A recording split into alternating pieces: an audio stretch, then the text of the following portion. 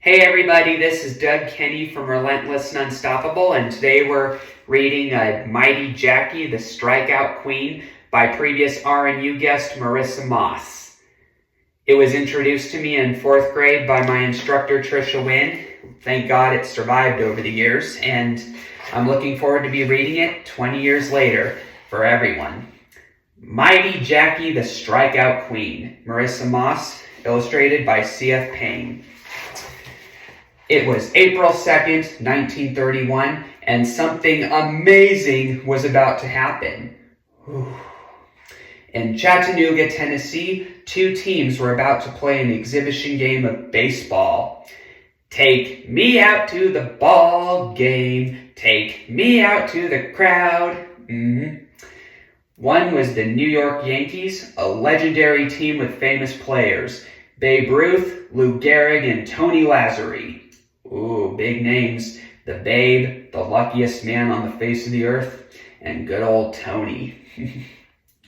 The other was the Chattanooga Lookouts, a small team, a nothing team, except for the pitcher, Jackie Mitchell.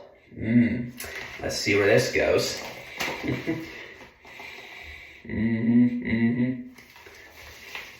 All right. Jackie was young, only 17 years old, but that's not what made people sit up and take notice. Jackie was a girl, and everyone knew that girls didn't play Major League Baseball. The New York Daily News sneered that she would swing a mean lipstick instead of a bat. A reporter wrote that you might as well have a trained seal behind the plate as to have a woman standing there. But Jackie was no trained seal. Oh no. She was a pitcher, a mighty good one. The question was she good enough to play against the New York Yankees?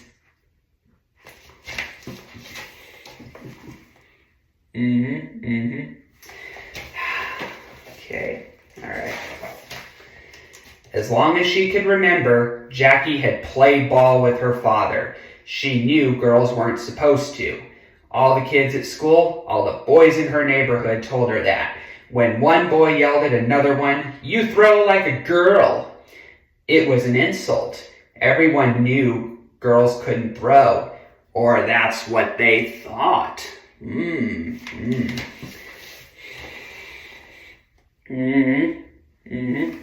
That's what they thought. Day after day in the neighborhood sandlot, Jackie's father told her differently. He said she could throw balls, and she did. Good man, good man. She ran bases, she swung the bat, and by the time she was 8 years old, Dazzy Vance, the star pitcher for the Brooklyn Dodgers, had taught her how to pitch. A real pitcher talking to a little girl was all Jackie needed to start dreaming of playing in the World Series. Oh, she's shooting for the stars, everyone. Yeah. Her father saw her talent, and so did Dazzy. He told her she could be good at whatever she wanted as long as she worked at it. And Jackie worked at baseball. She worked hard.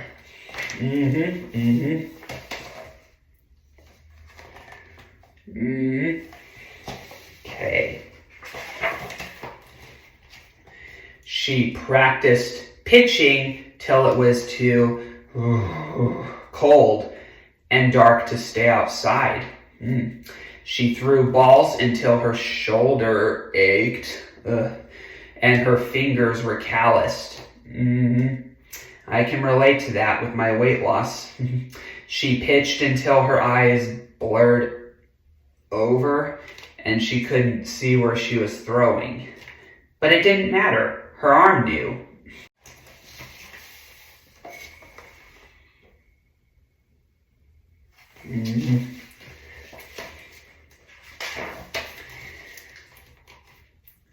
And now she was finally going to have her chance to play on a real baseball team, to pitch to real players.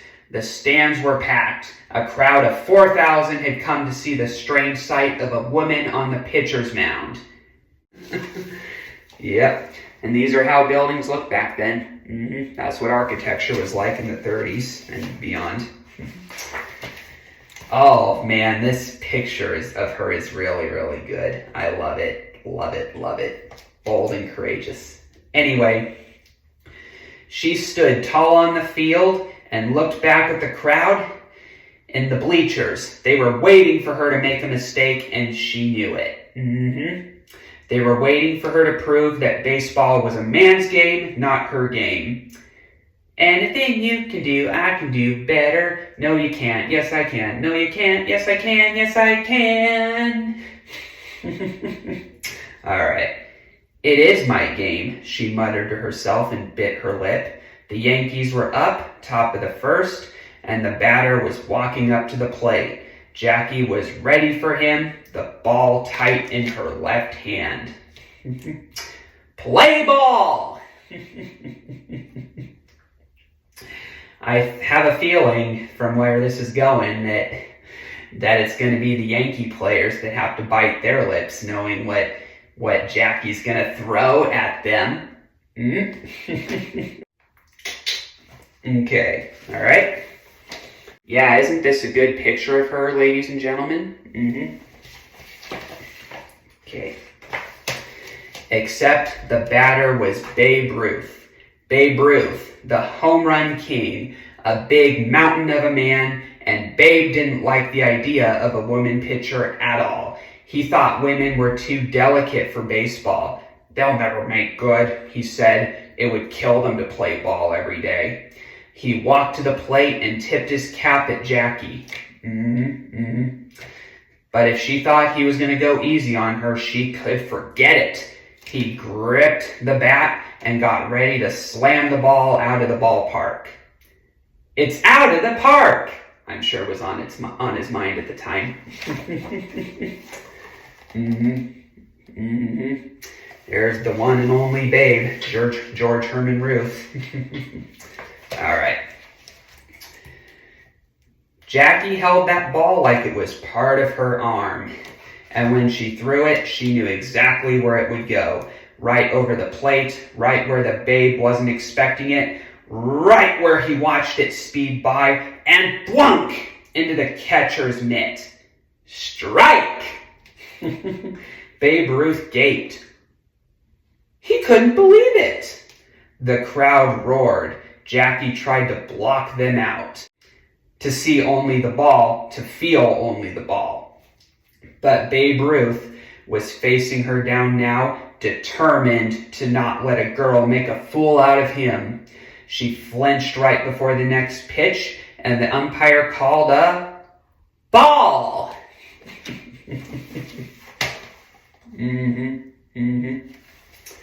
Okay. The Babe snorted. You can do it, Jackie told herself. Girls can throw, show them. But the next pitch was another ball. Now the crowd was hooting and jeering. The Babe was snickering with them.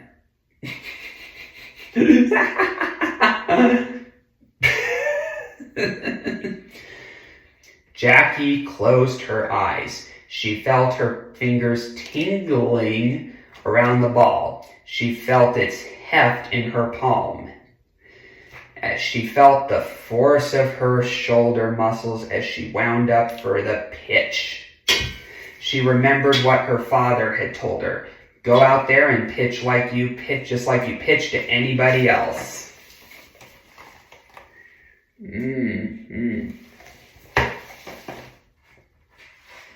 Okay. Strike! Now the Babe was mad. This was serious. The Babe was striking out, and the pitcher was a girl. Ooh.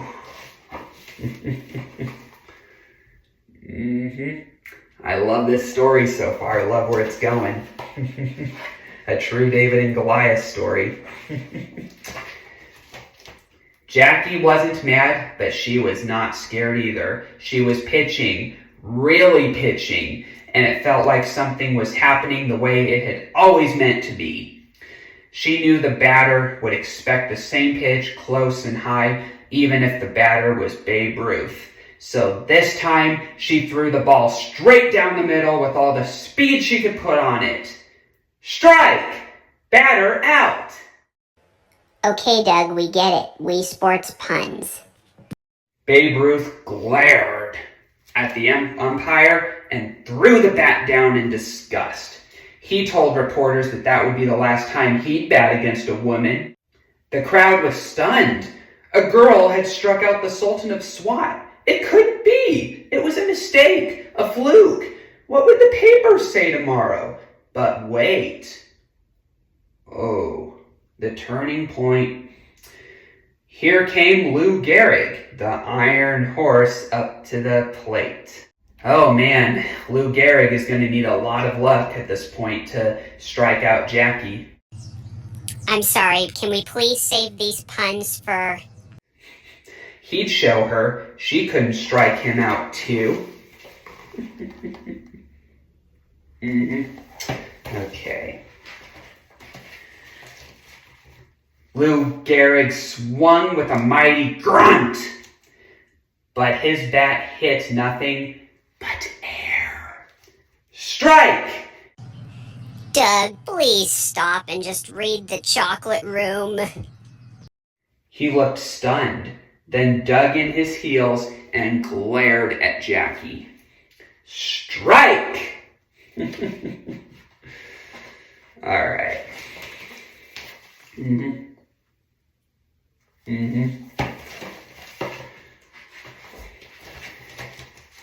Jackie grinned. She was doing what she'd worked so hard and long to do, and nothing could stop her. Relentless and unstoppable, everyone. She pitched the ball the way she knew best. A lefty pitch with a low dip in it. No one could touch a ball like that when it was thrown right.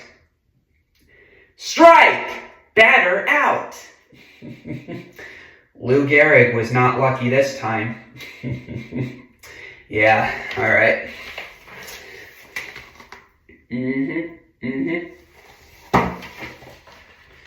Okay. The crowd, so ready to boo her before, rose with a roar, clapping and cheering like crazy.